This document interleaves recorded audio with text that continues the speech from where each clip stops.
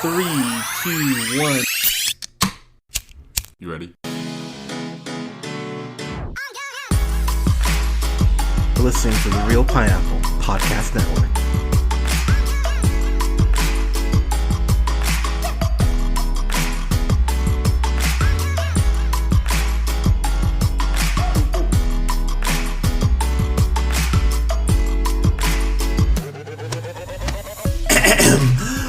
Good evening, everybody. Thank you so much for listening. We are the Real Pineapple. This is Hunter, and I'm here with the pride of Ireland, Colin. How you doing today, sir? What's up? We got Incredibles back. Dude, oh my god, I'm so excited to talk to you about this. So, I try to build some suspense on a lot of our reviews. I love this movie so much. Dude, me too. Love this movie. I was so happy. I was like, oh god, this is good. Like, oh god, this is a bummer. I'm gonna be really sad. And no, it's quite good actually. Quite good. 14 years after the original, and it's good. So before we get into the actual movie, I want to talk about the short that came before it called Bao. Yeah, Bao. Bao. Dude, okay, when I got to the end of that short, I was getting a little choked up. I was like, son of a bitch. I was like, oh, Pixar. They just... So, talking about this short, it's... Oh my god, the short is just so well done. It's so sweet. And then, I don't want to spoil the short. I know we're going to spoil the movie, but I don't want to spoil the short. But I really want people to kind of just discover for themselves. I'll just say it ties together at the end in a way I went, wow, that was fucking clever. And I was really genuinely impressed with how they pulled the short off. And when we say short, we mean actual short, not like that Olaf bullshit before Coco. This is only about 5 minutes, so don't worry, you won't have to sit through a lot of a short to get to Incredibles 2. But yeah, I'm honestly like, I liked it. I don't know how I feel about them just putting a short in front of every single one of their Pixar movies, though. Okay. I'm like this one was fine, but at the same time, I'm just like, I don't have all day to be at the movies. Like when I saw that they were playing a short, I did end up liking it, and it was definitely very well done. But I was just like, why can't this just go on like the Blu-ray? I don't know. But you know, they're definitely like giving an audience to a lot of like unknown filmmakers by showing off these shorts, which is cool in its own way. That's why I'm still on the fence, but I definitely don't know how I feel about having to sit through like, you know, a short every time I see one of these Pixar movies. And I'll be honest with you.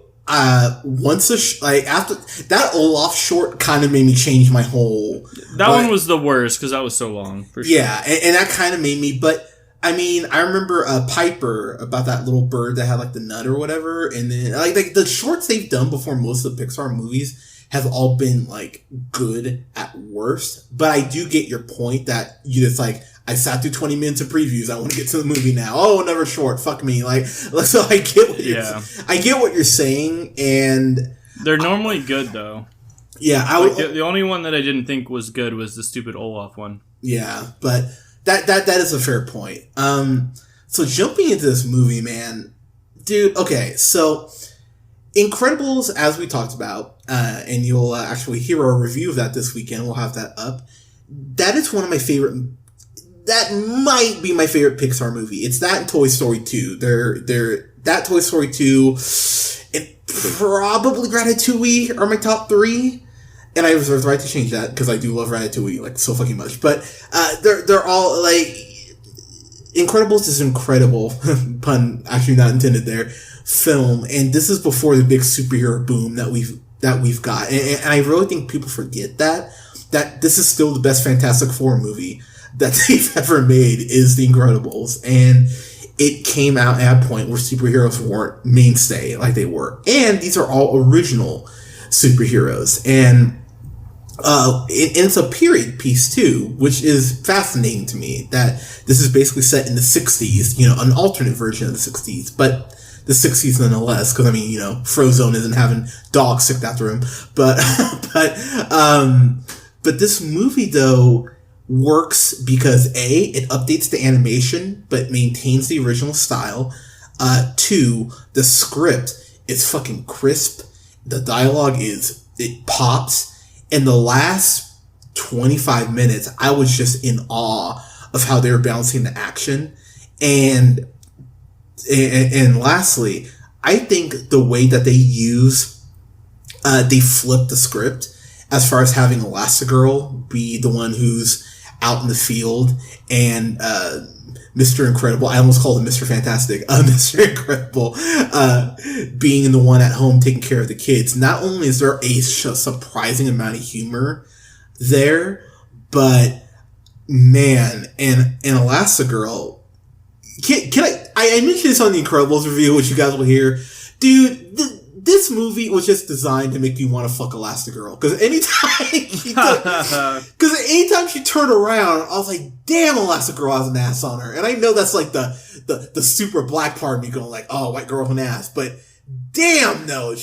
For a cartoon, I was sitting there, I'm like, yeah, I'd fuck Elastigirl. Like, if that was on the table, yeah, sure, why not? But just throw that out there. But anyway, but you want to kind of jump in as far as the plot here, sir? Yeah, so we're picking up right where the last movie left off, right where Underminer was coming out of the ground, right? Yeah, correct. Mm-hmm. And basically at the end of the last movie, like, the Incredibles were kind of functioning as a family. They were like, oh, we can do this superhero thing. Well, the way this movie starts is they fight the Underminer, and it does not go well. No, it doesn't. Like, things get destroyed. You can make the argument that if they'd never intervened in the first place, like, there would have been a lot less property damage, a lot less, like, casualties, if there were casualties, which they probably were, but they don't actually explicitly ever say. Yeah. But basically, like, he goes after the Underminer, Mr. Incredible, and he causes the whole Underminer mining car to go back up and, like, plow through the city streets again, endangering everyone. So, I mean, you can definitely make the case that, like, superheroes are detrimental to, like, public safety, which is just a great way to start this whole, debate that ensues throughout the movie. Like, do we need superheroes? Are we better off without superheroes? And this is back in the 60s. And then the plot really takes off in this movie where you have these people from the private sector, these billionaires or, millionaires of the 60s that love superheroes, and they want to fund kind of like a PR program to, like, get their name out there to be more popular in the public image. What did you think about that storyline, Hunter, as it was playing out? So it's like the most kid-friendly version of Civil War that you could do, basically, because it does. Yeah, very similar to Civil War. Yeah. Because it brings up the whole concept. And so to backtrack a little bit here, as a kid, one of my first intros to superheroes was, of course, Batman the Animated Series, still one of the best shows of all time. The X-Men Fox animated TV show, but the Tick was always and still is one of my favorite superheroes. And that was an ongoing joke on the show, that he would be running across rooftops and caving roofs in, and the city's like, hey, stop doing that. And there's a point where the show would acknowledge it over and over again, which I always found humorous as a kid, but when I got older, went, yeah, that's actually a really good point. He's causing all this damage. And Mr. Fantastic, so they basically destroy the steps of City Hall. They stopped the Underminer's mining car right before it basically crushes City Hall. But yeah, the movie does go, hey, like, superheroes are cool, but they cause a lot of damage overall. And they leveled probably, 4 city blocks at least with this fucking mining car. Yeah, for sure. So it is actually, it's a fair point for citizens to kind of go, hey, what the fuck? But then, they show and I think back to the first Incredibles where, Bon Voyage gets away and the cops are like, wait, you didn't catch him? Like we have to work? What the fuck? So that's the alternative. If supers aren't around, cops are like, oh, we're the superheroes. So it's a really interesting debate to have. But I think one of the most hilarious things about this movie is Winston Dever, who's played by Bob Odenkirk. Basically, they just, Brad Bird was probably just chilling at home watching Better Call Saul and was like, hey, I want to take Saul Goodman, but make him a good guy, essentially, and a million. Yeah, that's what I thought exactly. I was like, oh, it's Better Call Saul. Because he looks so much like Bob Odenkirk, and he's basically Saul Goodman if he just had a bunch of money and was was a good person. It's really funny. Yeah, he's instead of a sleazy lawyer, he's like a sleazy salesman. Exactly. And Catherine Keener plays his sister named Evelyn. So if there is a complaint about the movie, and to be honest, I don't even know if there's a complaint. The moment you see, I even saw the trailer about Incredibles 2, I went, okay, the Underminer is probably this person or this person. So when the twist, quote unquote, is revealed, I wasn't surprised by it. Yeah, me neither. What I will say, though, is the way they presented the twist. I went, oh, okay, I actually like the way that was done. Kind of your thoughts on it. Full spoilers on this, by the way. Yeah, kind of your thoughts on that. Yeah, basically from the beginning, when they introduce these two characters that have all this money and they want to, make the image of superheroes be in a good public light again, I was like, there's something fishy here. I basically thought that it was one of them was the screen slaver, which was the the villain they end up introducing. I was, I wasn't surprised when they finally revealed it. But I agree. I never thought it was like they were lazy about the plot. I thought it was still presented in a really good way. I thought it would have been really easy to make like both of the siblings in on it. Yes, I'm so happy they didn't do that. Yeah, I like that they just made it the sister. She had a disagreement about superheroes with her brother. I thought that was an interesting backstory. I like that they just they made this villain like very white collar, very kind of like like a bad Batman or like a bad Bruce Wayne or Tony Stark type character that has too much money and technology and they use it for bad. So I love that.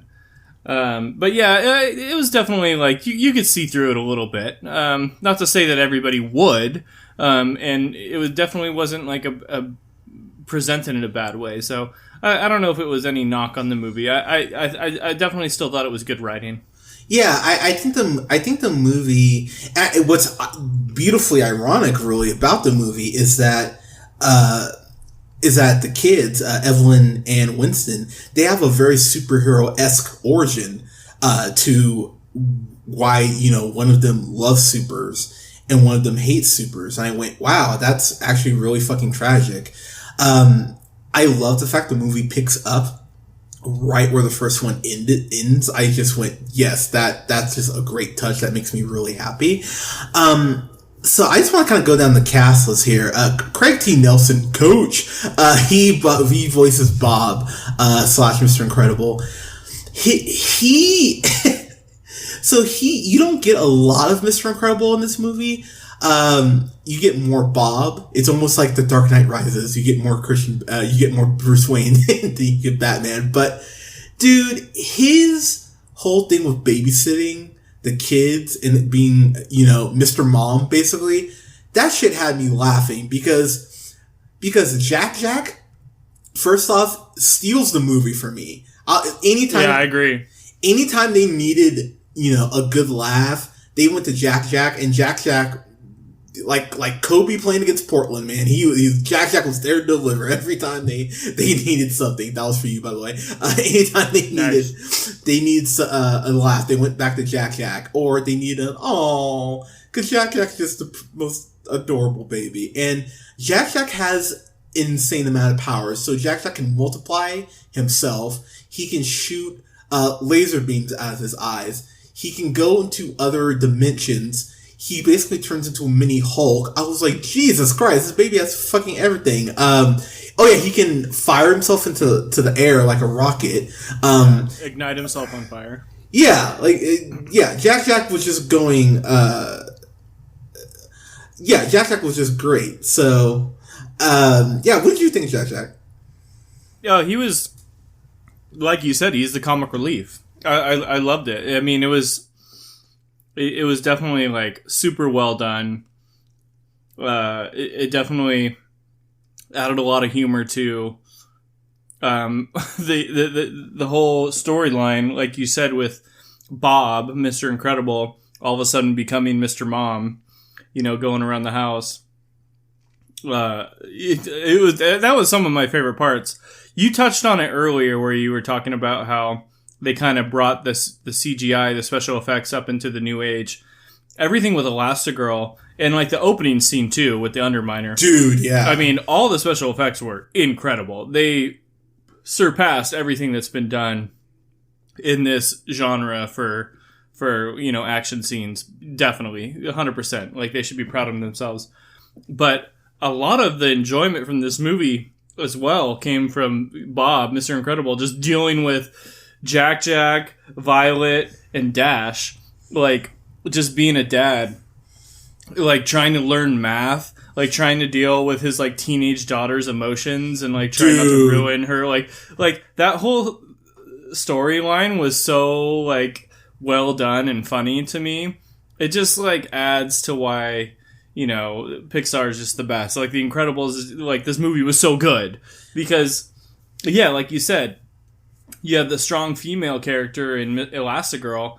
All her scenes, like her action scenes, like when she's stopping, the monorail or the subway car, like that was badass. Like, that was super well done. It was super intense. The music is awesome. It's all like 60s style, like old school James Bond, like badass, like, music, all in the same style as the first Incredibles. But, like, yeah, dude, like, Mr. Incredible just playing dad is some of the best shit. And Jack Jack, all his powers, like, when they're just running wild, and he's got, like, bloodshot eyes, and he doesn't know what to do, so he ends up going to one of your favorite characters. Yes, the first one. What did you think of that first scene where he takes Jack Jack to her? So, Mr. Incredible, he's just losing it. And you feel bad for him because he's trying so hard. And I remember my dad and my mom both having that conversation with me. Like, why are they trying to get you to do math this way? Arithmetwist. I still remember the name of the goddamn fucking book. Ugh, those books were just shit. But my dad and my mom just going, why are they having you learn math this way? This is how we learned it. No, that's not how it is. And Mr. Incredible is just losing his shit. Like, that's not how you do math. And Violet, clearly PMSing. They never come out and say it, but I did love that Dash went. Is she going through adolescence? I think that's how he says it. Yeah, right. I went, oh, that's okay. That's a clever way to be like, And Jack Jack is disappearing, going to other dimensions and shit. One of the hardest laughs I got the whole movie. There's this scene where Jack Jack, he can go through, he can change basically his density because he can go through walls and shit. And Jack Jack gets into this fight with a raccoon, and I was laughing maybe for 5 minutes after that whole scene ended. I was just still chuckling, like, oh, Jack Jack, you're the real MVP, Jack Jack. Yeah, the fight with the raccoon was incredible. Yeah, I can't stop saying things are incredible. Damn it. I know. I'm just letting you go with it. So, but it just makes me laugh. But yeah, well, you've done it too. Yeah, I definitely have. But when he visits Edna, it's so funny because Edna, who's just a bitch to everyone. Kudos, by the way, for the fact that's Brad Bird who wrote and directed this, and he's doing the voice for Edna. I that's just amazing to me. She just loves Jack Jack. And it's really funny to see Jack Jack. There's a point where Bob goes to pick him up from Edna's, and Jack Jack is walking with a lollipop in his hand, the way Edna walks around with like her pin. I went, oh, that's really cool. So they had some fun with Jack Jack, which made me laugh. The thing I want to throw out that you touched on, the action scenes in this movie are top notch. When Elastigirl's in the Elasticycle and she's chasing, she's trying to stop the monorail, as you said. That scene is so incredible. There's a scene where she goes hand. You did it again. Damn it! Gosh, shit! I'm really not trying to do that, but neither we are. But there's a point where she goes one-on-one, hand to hand against Screen Slayer. Is that the? Yeah. Right. Yeah, exactly. But in the way they cut back and forth, kind of almost Bourne-esque style with the camera shots and everything, I went, wow, this is really well done. And then the last big battle on this yacht that takes place, I just found myself going, damn, they are using everyone's powers in such a cool way. And yeah, for sure. And the kids get a chance to really show out here. If there is a complaint for me, I wish Dash would just had something to do. He just didn't really get a storyline. He was just kind of there when they need him. And I love Dash, so I just kind of wanted, selfishly, I kind of want something. But I get why he had the car. Yeah, that is true. But he made sure to get the car there. Yeah, so I just that kind of just frustrates me from that perspective. But yeah, the last scene where Jack gets to kind of show out, and it's really interesting to hear the debate of superheroes if they belong, and also the whole concept of pushing Elastigirl as the face of making superheroes relevant and showing hey, we don't always cause damage. It's really cool to see, and I know some people.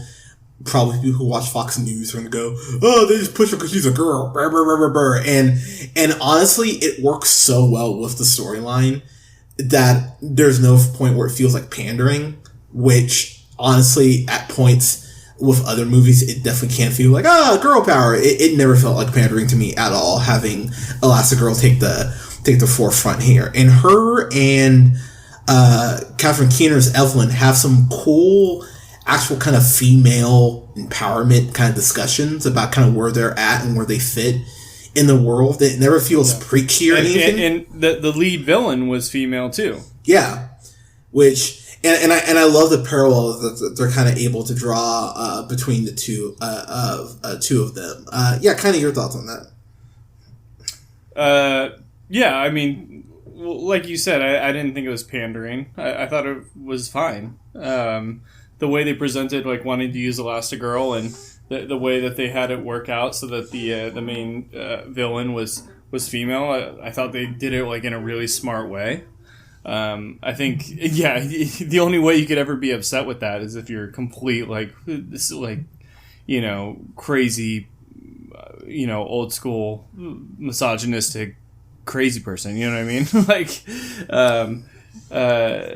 No, all that works out super well. Elastigirl clearly is really fun to watch on the big screen, she in is. an action scene. Yeah, I definitely don't know what you mean when you say you're just attracted to Elastigirl. It's super weird to me, but that's chill. I'm glad you're into those giant computerized hips. Well, I mean, it's not just tentacles coming out. Don't judge me, asshole. Yeah. Okay. I'm glad you at least define your line. That's chill. Yeah. Thanks, man. Yeah. Just so you know, if you like tentacles, that's where Hunter draws the line. Exactly. Damn straight. I'm not a heathen. Okay. Yeah. Yeah. CGI porn though, he's all for it. Yeah. In this kid's movie, you're sitting there hey kids, you seen Lost Girl? Go ahead. Yeah, I really enjoyed the story of Elastigirl kind of moving into the spotlight. I liked her. I liked her chasing down Screenslaver. I thought they did a really good job with that. When they have the technology to track where he's submitting the feed from, and she tracks Screenslaver down. that whole scene is crazy because like when she gets into the room, I was just like, oh man, nobody with epilepsy should be going to see this movie, by the way. Dude, so speaking of that, they actually had warnings on the doors for the theaters when I went in saying like, oh, they didn't in Seattle. Interesting. There was nowhere that I saw epilepsy warnings, but I was like, dude, there should be epilepsy. Like, if you have epilepsy, you will have a seizure 1,000,000% if you watch this movie, because the flashing lights that they do when it's like screenslaver taking over a screen is like super intense. Like, even it was like almost giving me a headache, but it was still like a really cool looking scene when she's fighting within like the flashing, like the strobe light almost effect.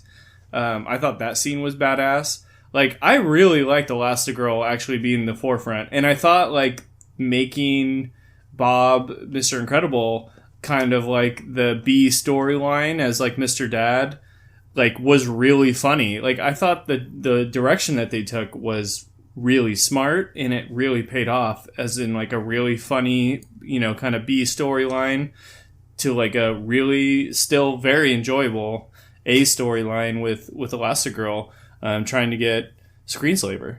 I thought it worked out really well. Yeah, I really enjoy it. So I will say something that creeped me out. So there's a scene where there are these other heroes that end up being recruited, which I thought was actually pretty cool to introduce this other set of heroes who had been inspired by Elastigirl. I thought that was actually really well done. What was creepy is that Screenslayer, she's using these glasses, using like radio waves and stuff. And I'll be honest with you, it freaked me out because now I just look at my Samsung TV. I'm like, oh shit, is this shit gonna turn on randomly? I'm gonna be like, yes, Samsung, I'll buy whatever you want. Like, that kind of made me go, ooh. But they go to kidnap the kids, and that seemed really like, as a kid, I'd be like, oh fuck, these adults with powers trying to kill me. Shit, that's horrifying. But I thought that scene was really well done because Frozone is using like his powers, and then he gets put under the spell, and the kids are kind of like, oh fuck us, okay.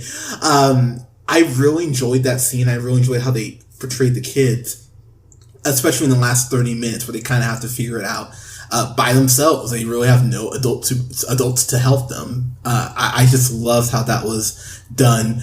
I knew this part was coming too, but there's a scene where the person who's Screenslayer calls Mr. Incredible, goes, Elastigirl's in trouble, and Mr. Incredible's is yelling at Helen, like Helen, it's me, because she's fighting, because she's under the control, and she kisses him and then slides those glasses on. I was like, oh, you bitch! I was like, oh, that's so cruel. Yeah, so dirty. Yeah, she did him dirty. I went, oh, that's a bummer. But yeah, I'm sitting here. God, we've talked about this movie for almost a half hour. Damn. But I will say, just sitting here thinking about it, outside of Dash not really getting his own storyline, and you know, I get you being able to see the quote twist unquote coming. I really don't have any complaints about this. I think the story was super strong, and I think after 14 years, this could have just fell apart and not been anything, and could have just been a genuine disappointment. And I kept sitting there kind of watching it almost with a raised eyebrow, waiting for the other shoe to drop. And the shoe never dropped. I went, oh, okay, this is just a great movie. Is it as good as the first one? I think I need to see it a couple more times before I make that assessment. I can't quite go fan-fucking-tastic for it, but I'm gonna give it a solid A. I enjoyed the hell out of this. This will be on my top 10 for sure. Yeah, Colin, your final thoughts and your grades here. I thought it was better than the first one. Really? And that's after just watching the first one. Yeah, oh, mostly because like just watching it on the big screen, like the action scenes impressed me so much more than just having rewatched the first one.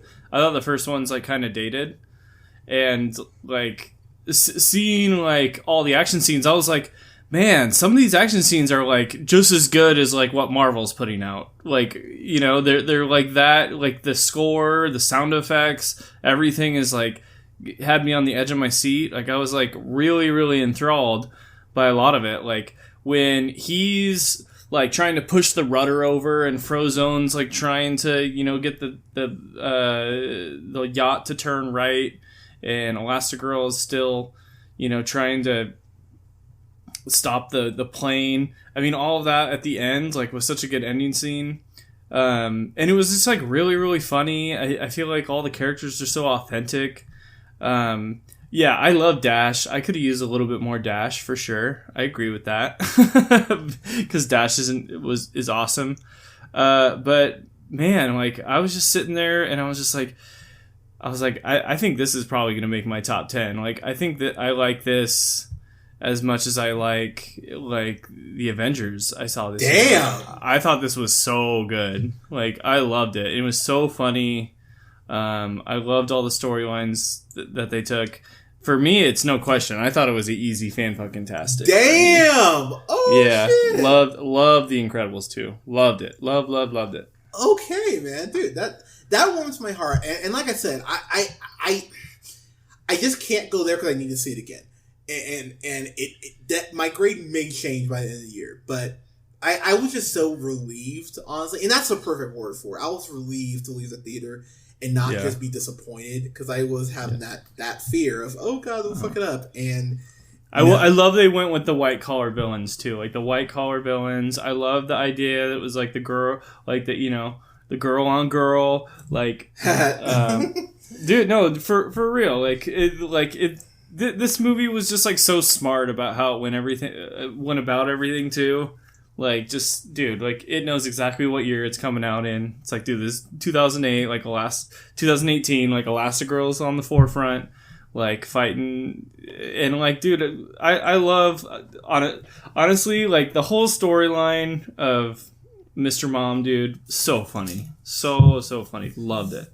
I do love, though, that, Screenslayer and then Elastigirl, they're really just on opposite ends of the spectrum, and that's what makes a good villain to a hero. That they're so similar, and yet, you know, their core ideology is they just can't match up. And I thought it struck that balance really well. It does definitely set up for a third movie, which if Brad Bird, dude, if it's funny because we may never have even gotten Incredibles 2 if Tomorrowland hadn't sucked so bad, which I'm grateful for because it's a terrible movie. He's definitely redeemed himself with this one, I think. Yeah, but I think people forget, like, he did Ghost Protocol, and people were like, yeah, and then it was like, oh, I'm gonna do Tomorrowland, it'll be just as good, and then pew, bomb, and it was like, okay, maybe I'll do another Incredibles movie. So I'm grateful that Tomorrowland bombed because we got Incredibles 2, and at worst, I think most people would give this an A-, because I really don't see a world where most people don't pay full price for this and go, oh yeah, I got my money's worth. I just enjoyed the hell out of this. And dude, it honestly, I think like seeing it on the big screen, like I didn't even see it. They have this IMAX 3D. I didn't even see it IMAX 3D. I'm sure IMAX 3D is baller because this movie, like, special effects are dope. Yeah, no, they really are. I might make a trip to the Galaxy, our IMAX theater out here, and see this in IMAX 3D because I really was. I just saw it in regular, lame theater, but I went. I would see this in 3D and probably be really happy. But yeah, like Elastigirl on the bike, like chasing after the monorail, and then like going on top of the monorail and unhooking it, and that whole scene, I was like, damn, I'm like on the edge of my seat right now after the whole thing ended. I was like, I didn't even realize how tense that was. I was like, this is like a cartoon. I'm like freaking out right now. So just to end this on a super positive note, when Elastigirl gets on the bike, I just had a flashback to Anne Hathaway in Dark Knight Rises when she gets on I just went. I was like, that's a good shot. Good job, director. So like your infatuation with Elastigirl's ass is just like amazing. Yeah.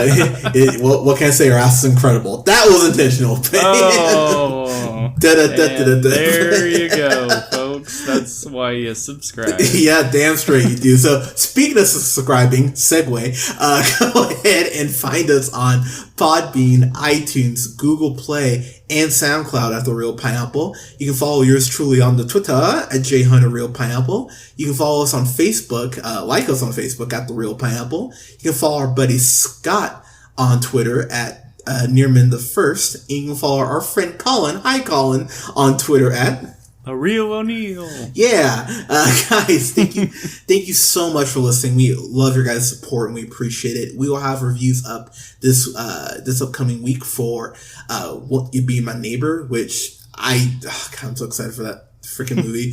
And then Jurassic World: Fallen Kingdom, which we will have to see how that is. And I'm gonna be brave like Colin here, and I'm gonna watch Red Sparrow, which I've definitely heard mixed things on. So. Yeah. So you loved it. Okay, perfect. Yes. But guys, thank you so much for listening. We'll talk to you soon. Bye.